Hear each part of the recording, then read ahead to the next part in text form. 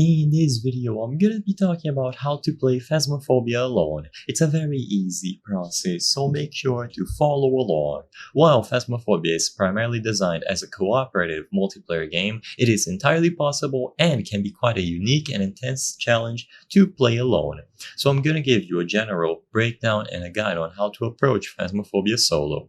First of all, playing alone significantly increases the tension and horror, so there's no one to rely on or to joke with, making the atmosphere much more immersive and frightening for some.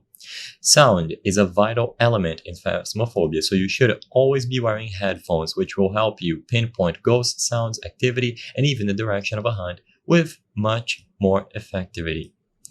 Lower your expectations for speed. Gathering evidence and identifying the ghost will likely take longer on your own, as you have to do everything, so you need to be patient and methodical. For the gameplay strategies, first, be quiet. Unlike multiplayer where you can trigger ghost activity, staying quiet in solo play can actually reduce the frequency of ghost interactions and hunts, especially if you are not actively trying to provoke it.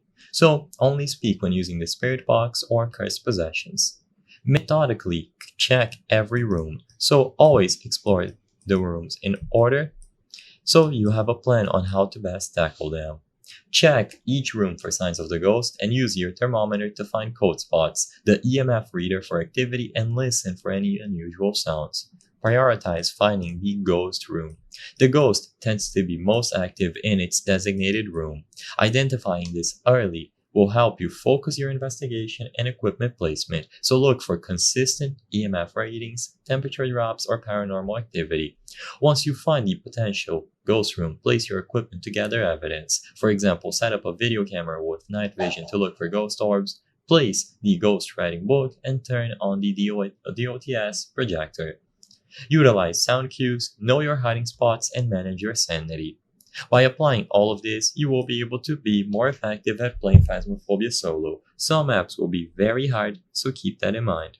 I hope I was able to help you on how to play Phasmophobia alone. If this video helped you, please be sure to leave a like and subscribe for more very easy tips. Thank you for watching.